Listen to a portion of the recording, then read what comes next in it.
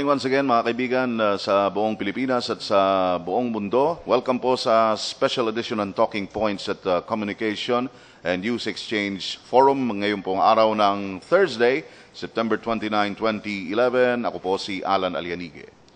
Good morning, Alan. Good morning sa lahat ng kasama natin dito ngayon. Narito po tayo ngayon sa third floor ng or conference room ng Philippine Information Agency. Tulad po ng sinabi ni Alan, ngayon po ay special edition, joint talking points and CNEX. At ito po ay sumasa inyo sa pagtutulungan ng PCOO, ng PIA, ng PNA at ng Philippine Broadcasting Service. Ako po si Maju Ramos. And of course, ang broadcast na ito ay sabayan pong sumasahimpapawid sa People's Television 4 at sa lahat ng himpilan ng Philippine Broadcasting Service, Radyo ng Bayan, nationwide.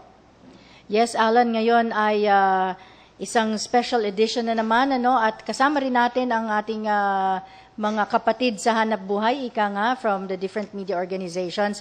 Today is a special day. Pag-uusapan natin ang ilan sa mga updates sa mga current economic situation and forecast, regulatory reforms, at iba pang related topics, ang CCT, strength ng peso in global economy, at marami pang iba. Ngayong umaga, with your permission, Alan, ay bigyan muna natin ng daan ang pambungad na pananalita ng Director General ng Philippine Information Agency. Kasama natin si Attorney Jose Fabia. Good morning, DG.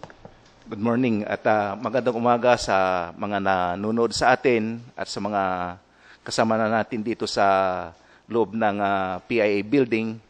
At baka kasama po natin ngayong umaga ang presidente ng Philippine Institute for Development Studies na si President Joseph Yap at ang Executive Director ng National Wages and Productivity Commission, si Executive Director Ciriaco Lagonsad III.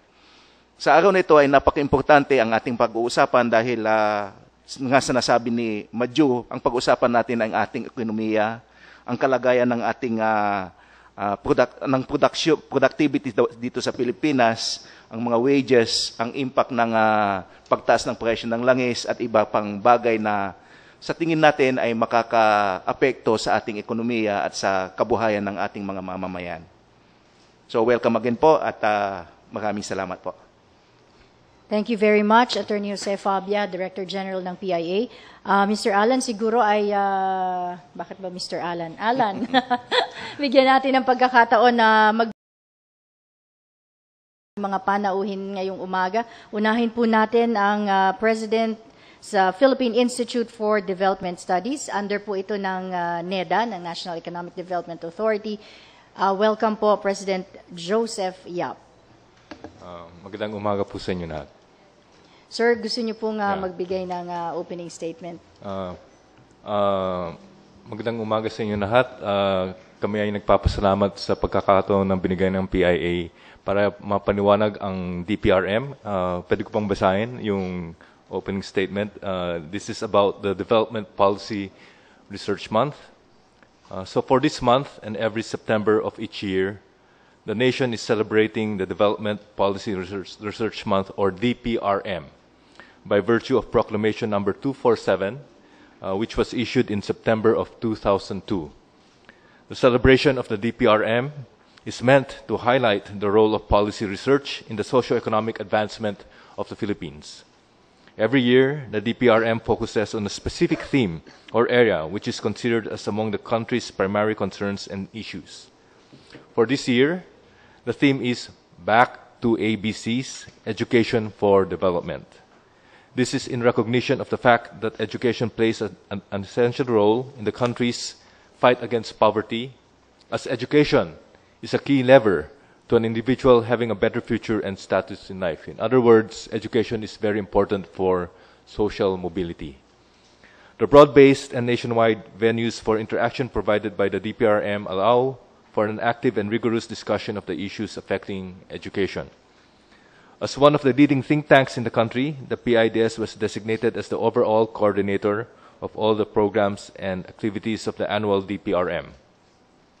It has therefore led members of the research and academic community along with national government agencies, including the PIA, non-government organizations, local government units, the business sector, and even media in organizing various programs and events such as seminars, symposia, research fairs, talk shows, and the like for the DPRM for the past 9 years. So we're very grateful for everyone's support in promoting DPRM. Maraming salamat po. Thank you, Mr. Joseph Yap, the President of the Philippine Institute for Developmental Studies. At ngayon, pambungad na pananalita naman mula po sa Executive Director ng National Wages and Productivity Commission, Executive Director Siriaco Lagunzad III. Thank you, Alan, and thank you, Maju. Greetings, of course, to the DG Fabia, and of course, my favorite president of the PIDS, Dr. Yap. I belong to the National Wages and Productivity Commission. I'm the Executive Director.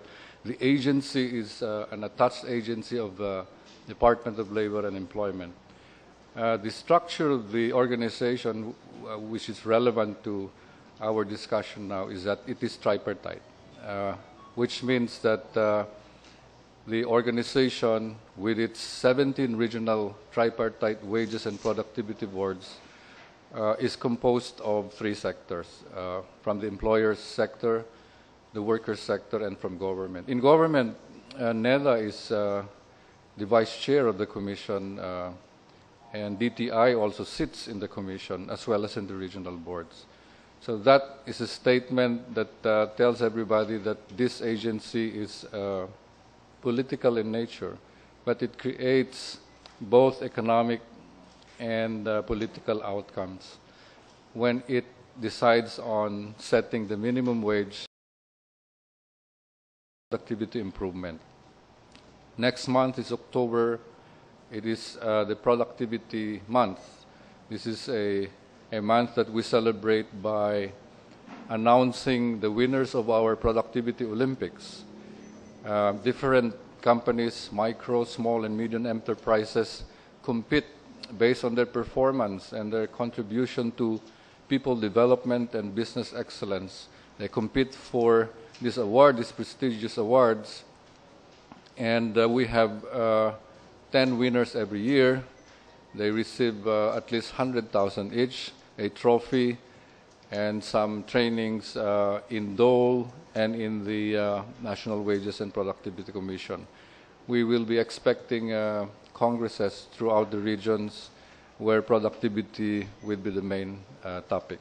So with that, I finish my introduction of my